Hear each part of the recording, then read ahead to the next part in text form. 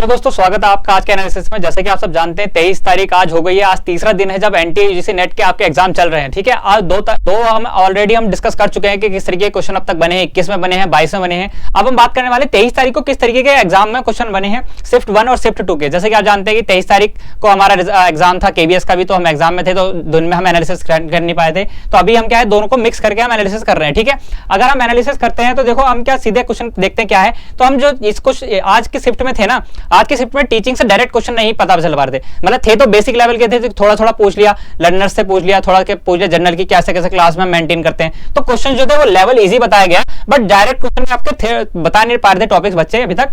फिर अगर बात करें हम रिसर्च एप्टीट्यूड की, तो रिसर्च से देखो क्वेश्चन आपके डायरेक्ट पता चले हैं कि आपका qualitative quantitative research statement based आपका डायरेक्ट क्वेश्चन आया था। रिसर्च से आपके क्वेश्चंस बहुत ज्यादा बन रहे हैं 2023 में, डायरेक्ट क्वेश्चन बन रहे हैं और बहुत बार रिपीट हो रहे हैं। ठीक है ना, और बच्चों को साफ पता चल रहा है कि क्वेश्चन किसके हैं, रिसर्च के। पिछली बार ऐसा नहीं हो पा रहा था। आगे देखिए आप, तो सैंपलिंग से देखो भाई फिर से रिपीट हो गया। पहले दिन इसके 3 क्वेश्चन आए थे और फिर इसके बाद अगले दिन भी इसका 1 क्वेश्चन आया था, और आज देखो कि सैंपलिंग फिर से रिपीट हो गया। तो सैंपलिंग आपका इंपॉर्टेंट टॉपिक होने वाला है कि आपको ये क्या करना है, पढ़ के जाना ही पड़ेगा एग्जाम के लिए। फिर अगर बात करें किसके लिए, हाइपोथेसिस टेस्टिंग। हाइपोथेसिस टेस्टिंग से आपका क्वेश्चन बनाया गया है कि आप क्या कर सकते हो हाइपोथेसिस टेस्टिंग का यहां पे यूज कर सकते हो कि किस तरीके से हम इसके क्वेश्चन देखो आपके स्टेटमेंट में बन सकते हैं। और क्या है, यहाँ पे स्टेटमेंट में ही क्वेश्चन आया था, आपका स्टेटमेंट में आपके टेस्टिंग का पूछा गया था हाइपोथेसिस के बारे में। फिर अगर बात करें बिब्लियोग्राफी, भाई बहुत ज्यादा इंपॉर्टेंट आता है बिब्लियोग्राफी। ठीक है, रेफरेंसिंग स्टाइल्स, एमएलए, एपीए, ये क्या है, ये आगे आने वाले टाइम में आपके बहुत ज्यादा पूछे जाने वाले हैं, क्योंकि ये क्या है, काफी इंपॉर्टेंट पार्ट होता है। अभी तक आपके पूछे नहीं गए। रिसर्च एथिक्स से क्वेश्चन बन चुका था। ठीक है, टाइप ऑफ रिसर्च से बन चुका था। अब क्या है, बिब्लियोग्राफी में पूछा मीनिंग ऑफ टीआर। ठीक है, टीआर का मीनिंग पूछा गया था कि बिब्लियोग्राफी में इसका मतलब क्या होता है, इससे आपका क्वेश्चन बना है। फिर अगर हम आगे बढ़े तो क्या है, देखो कम्युनिकेशन सबसे ज्यादा जो हमारे 23 तारीख को बोलबाला रहा, या कहिए कि सबसे ज्यादा जो यूनिट्स पूछी गई वो आपके 3 या 4 यूनिट में पूछी गई। उसमें से आपका एक कम्युनिकेशन डोमेन में रहा, फिर आपका डोमिनेटिंग रहा मैथ्स, और उसके बाद आपका पीपल डेवलपमेंट, एनवायरमेंट और हायर एजुकेशन। ये 4 जो थे बहुत ज्यादा पूछे गए। इनसे क्वेश्चन आपके डायरेक्ट क्वेश्चन है और काफी सारे क्वेश्चन बने। जैसे कम्युनिकेशन में बात करें तो देखो इंटरपर्सनल कम्युनिकेशन से आपका क्वेश्चन बना है। ठीक है, ये बहुत ज्यादा इंपॉर्टेंट आता है। खासकर इसके साथ क्या होता है, कल्चरल एक्टिविटीज भी होता है, इंटर कल्चर आपका भी जो भी है आपको पूछा जा सकता है। फिर इसमें type of communication already important हो ही चल रहा है हमारा। कल्चरल थिंकर्स के बारे में पूछा गया, यहाँ पे क्वेश्चन पूछा गया आपसे। ठीक है, थिंकर्स के बारे में प्रयास मॉडल की फुल फॉर्म पूछी गई। फिर यह है क्लासरूम कम्युनिकेशन से आपका एक क्वेश्चन बना है। ठीक है, और ये क्या है, बाकी आपके ये डिवीजन में क्वेश्चन आया था, और बैरियर से आपके क्वेश्चन बन रहे हैं। और जैसा कि मैं रोज कह रहा हूं, हर वीडियो में कह रहा हूं कि यहाँ पे आपका एक और टॉपिक इंपॉर्टेंट हो रहा है, 7 C's, जिसको अभी तक एनटीए ने नजर नहीं डाली है। अगले फेज में कहिए या आने वाले एग्जाम में कहिए कि इससे क्वेश्चन बनने के आपके पूरे चांसेस हैं कि इससे आपके क्वेश्चन बनेंगे एमएसओ में। ठीक है ना, तो इसको पढ़ के जाना है, इसको छोड़ना नहीं है। फिर अगर बात करें हम आईसीटी का भी इस बार डायरेक्ट क्वेश्चन नहीं बता पाए हैं, बट सबसे इंपॉर्टेंट देख लीजिए आप, किसकी फुल फॉर्म आई है, खुद आईसीटी की फुल फॉर्म पूछी गई है। आईसीटी में आईसीटी की ही फुल फॉर्म पूछ ली गई है, जो कि आप सबको आती है। आप सब बताएंगे, हमें कमेंट सेक्शन में बताइए कि आईसीटी की फुल फॉर्म क्या होती है। फिर अगर बात करें कन्वर्जन से, भाई हर बार क्वेश्चन बन रहा है, हर शिफ्ट में आपका कन्वर्जन से क्वेश्चन बन रहा है। नंबर सिस्टम आपको पढ़ना बहुत ज्यादा इंपॉर्टेंट हो गया। नंबर सिस्टम आपको पढ़ के जाना है। नंबर सिस्टम बहुत ही इंपॉर्टेंट चल रहा है इस बार के एग्जाम में 2023 में।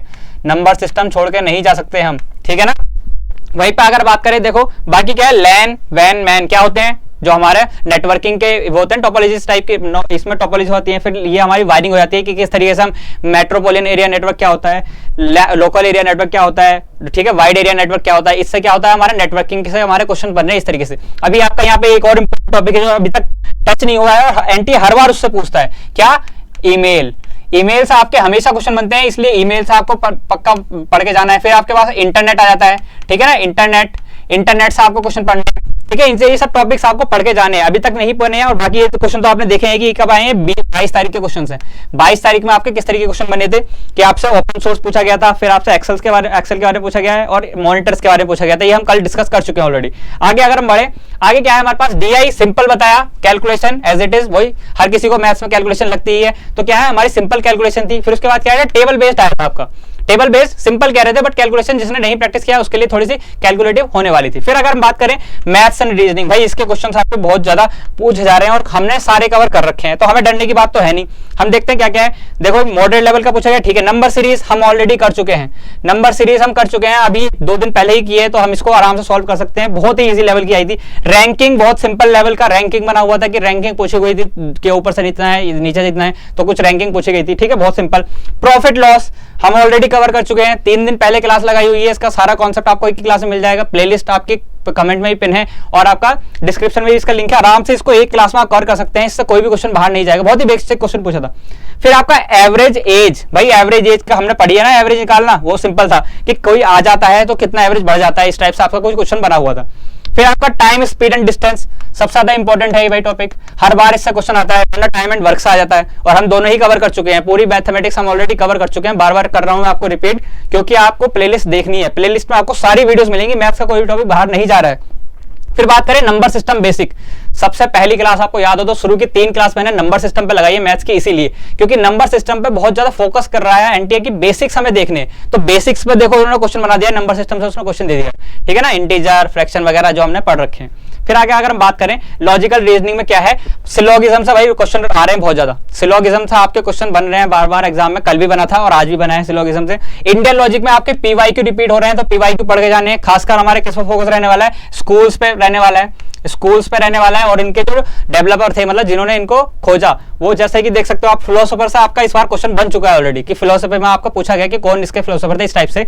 फिर अगर बात करें हम इंडक्टिव डिडक्टिव, देखो यहाँ पे ये सारे मेमोरी बेस्ड चल रहे हैं, ये सारे क्या है, मेमोरी बेस्ड है, तो आपको एग्जैक्ट टॉपिक्स नहीं, एग्जैक्ट क्वेश्चंस नहीं पता है, बट क्या है आपको टॉपिक्स पता चल रहे हैं कि किस टॉपिक को ट्रेंडिंग मान रहा है एनटीए, कहां से वो सिलेबस बना रहा है, किस तरीके से हमारा पैटर्न क्वेश्चन का बना रहा है, ठीक है ना। इंडक्टिव डिडक्टिव रीजनिंग हमेशा से इंपॉर्टेंट है भाई, है ना, हमेशा से इंपॉर्टेंट है, इसको छोड़ के कभी नहीं जाना है, इसको पढ़ के जाना है इंडक्टिव डिडक्टिव रीजनिंग को। स्क्वायर ऑफ अपोजिशन, इसको तो कहने की जरूरत नहीं है कितना इंपॉर्टेंट है, हर बार क्वेश्चन इससे बनता ही बनता है, यहाँ पे भी आपका इसका क्वेश्चन बना था, ठीक है, बेसिक क्वेश्चन पूछा था शायद, कॉन्ट्रेरी के बारे में पूछा गया था, तो ठीक है, यहाँ से इसको पढ़ लेते हैं। फिर आरसी क्या है, आरसी आपका सिंपल है, और आरसी का जो थीम निकल रहा था वो क्या लिखा था, कुछ लॉजिकल रीजनिंग के बारे में बात कर रहे थे, वही थिंकर्स वगैरह के बारे में बात कर रहे थे, इजी था ये भी, ठीक है, रीड करके आपको डायरेक्ट क्वेश्चन आपको मिल जा रहे थे, ठीक है, डायरेक्ट था, इससे कोई भी हमारा इनडायरेक्ट क्वेश्चन नहीं थे, डायरेक्ट क्वेश्चन थे हमारे। आगे अगर हम बात करें तो देखो भाई ये दोनों यूनिट है ऐसी जो सबसे ज्यादा पूछी गई हैं आज 23 तारीख को। तो अगर देखो सबसे पहले बात करें एनईपी 2020, कोई बड़ी बात नहीं है, रोज इस पर डिस्कशन चल रही है कि एनईपी 2020 बहुत ज्यादा इंपॉर्टेंट है, साथ ही 68 और 86 तीनों को पढ़ के जाना है, तीनों को ही नहीं छोड़ना है। अभी 2020 से बना है तो अगली बार हो सकता है 68 से बन जाए, 86 से बन जाए, ठीक है, इनको नहीं छोड़ना है। फिर अगर बात करें जीईआर ग्रॉस एनरोलमेंट रेशियो से आपका असेसमेंट असर्शन रीजन का क्वेश्चन बना है, ठीक है, स्टेटमेंट में। फिर आपका एनबीए और नैक का क्वेश्चन बना है, ठीक है ना, स्टेटमेंट में, ठीक है, दोनों की फुल फॉर्म आपको पता है, कमेंट बॉक्स में दोनों की फुल फॉर्म लिखिए कि क्या डिफरेंस होता है, ठीक है। फिर एक कमेटी हुई 1904 में, कोई उसका पूछा गया था कि 1904 में 4 दे रखे थे कि कौन सी कमेटी इसमें डेवलप हुई थी 1904 में।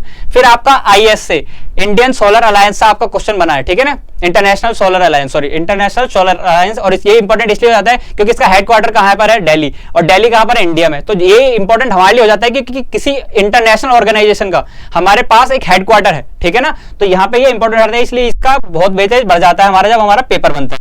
फिर अगर हम बात करें एनवायरमेंट की, तो देखो एनवायरमेंट में क्या है, बायोडाइवर्सिटी से आपका क्वेश्चन बना है, बायोडाइवर्सिटी आपके रिलेटेड आपकी जितनी भी हमारी जैसे प्रोटोकॉल हो गई, नगोया, स्पेलिंग नगोया की, ये हो गया, ये सारी प्रोटोकॉल हमारी क्या होती है, इंपॉर्टेंट आती है, जैसे बायोडाइवर्सिटी हमारा प्ले में आता है, इसमें क्या होता है, फिर आपका एनवायरमेंट एक्ट आ जाता है कि 72 में क्या हुआ, 72 से हमारी सीरीज किस तरीके से चली, कब हमारा अर्थ समिट हुआ, ये सब क्या है, इसमें हमारा इनका हो जाता है कि यहीं पे हमारे क्वेश्चन पूछ जाते हैं। फिर आपका AQI एयर क्वालिटी इंडेक्स का क्वेश्चन बन चुका है, बहुत ज्यादा इंपॉर्टेंट पॉइंट हो गया ये, यहाँ पे AQI जो इंट्रोड्यूस करा दिया है ना इसने, AQI से मतलब क्या है, इसने दरवाजा खोल दिया एयर पोल्यूशन का, यहाँ से आपको क्या है, पूरा एयर पोल्यूशन पढ़ना पड़ेगा, एयर पोल्यूशन यहाँ पे आपको पूरा पढ़ के जाना पड़ेगा, और साथ में जितने भी पोल्यूशन के बाकी टाइप्स हैं वो भी पढ़ने पड़ेंगे, ठीक है।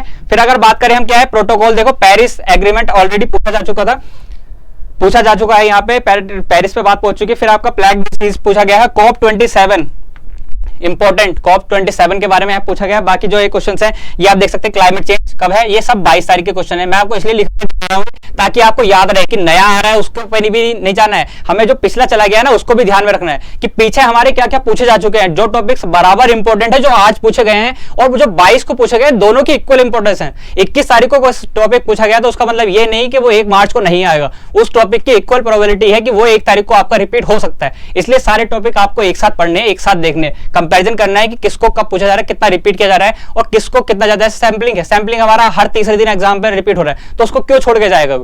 रिसर्च में कुछ पढ़ो मत पढ़ो, इस टाइम आपको क्या है, सैंपलिंग रिवाइज करना ही करना है, जिसने अपनी तैयारी पूरी कर ली है उसको भी सैंपलिंग रिवाइज करना है, ठीक है ना। तो इस तरीके से आपका देख सकते हैं कि इस तरीके का आपका 23 तारीख का आपका पेपर रहा है।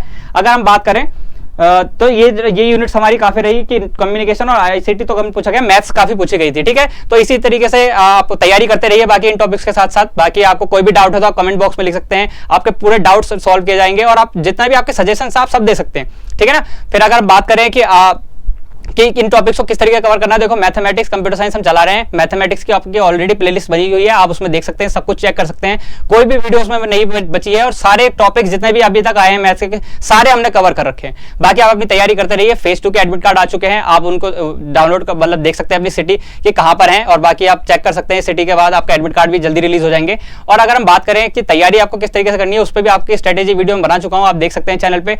बाकी आपको सबको गुड विशेस आपके एग्जाम के लिए। बाकी बने रहिए हमारे साथ, लाइक कीजिए, सब्सक्राइब कीजिए। Thank you.